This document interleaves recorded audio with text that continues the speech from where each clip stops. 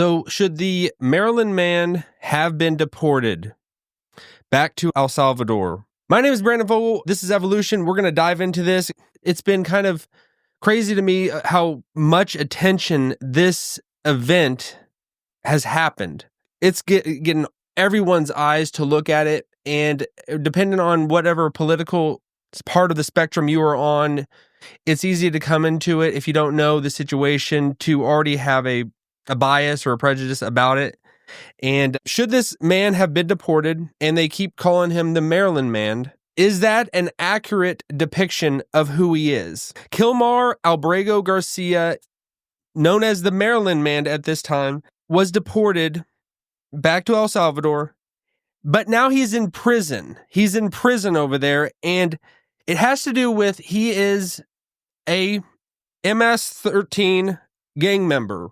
That is the argument, and a lot of people don't realize that he actually was in this country illegally. He did not come through the proper process, and a lot of people just hear about this man, and it does seem heart-wrenching and heartbreaking because he had a family. He had, a wife. He had children, and he's overseas, and he's been disappeared. But is it really what is happening? Is that the real true story of what is actually happening? To me, it is not. I want to come to things as much as I can unbiased, but based on all the evidence that has been put forward, he was just as anybody else. He came into the country illegally, and he had affiliations with MS-13, and that's so. I don't know.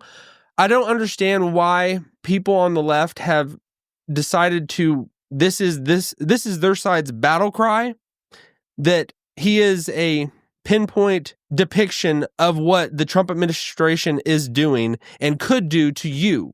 So everybody's in jeopardy.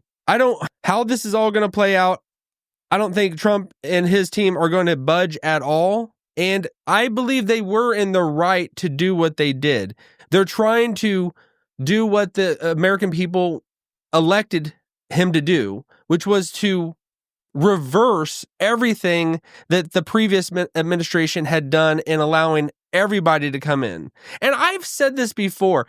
If I was outside of the country, I would want to get in as well. As if I was in those parts of the world, I would want to get into the United States as well. So it's easy to be on one side and just think, oh, they're terrible people by trying to get into our borders and trying to find life in our country when they have such they're not in a good circumstance where they're at, and that's why there's so many caravans where people want to come to the United States, and we've allowed there to be a magnet to draw people to the United States.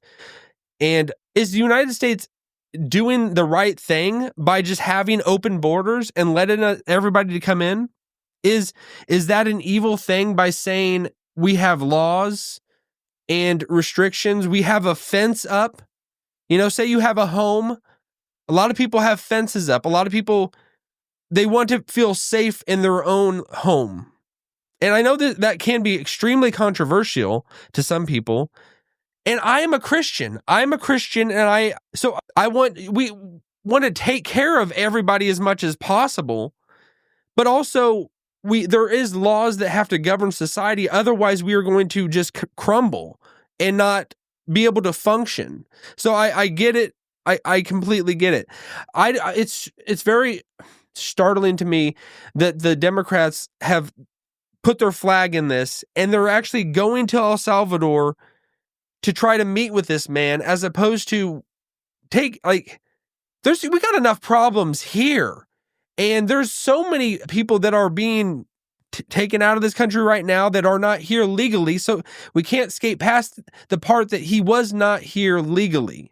He did not go through a process to get in. So we can't just think because he has a family, because everybody's human, in the whole thing about Christianity, we are all on the same playing field. We are all on the same level. It doesn't matter how much money or wealth you have or whatever awesome spot you were born into, we are all on the same level. So it's not to say that anybody is any worse than anybody else, At their core, We are all, and there is no difference between the worst person in the world as opposed to the best person appearing in the world to us. We got to people make their decisions.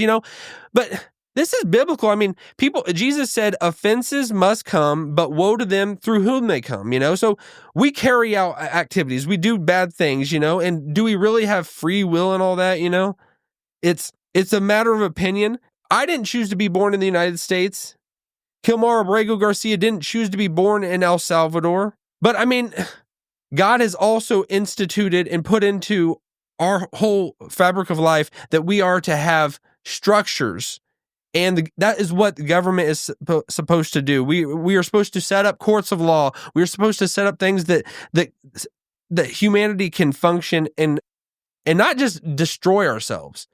So I get it from both sides. I want to have compassion as much as I can, personally to everyone, but I also to understand that our government's got a job to do. So them sending him away, that they were following their process. And I've also heard that was there some missed paperwork that he got sent out. Either way, he was not here legally, so we cannot skate past that and just try to throw anything else up and try to say, he's been here for so long. He's been here for so long. I mean, like I said, I would try to get in as well. And if I got caught and I got sent home, I would get it. I get it. I understand.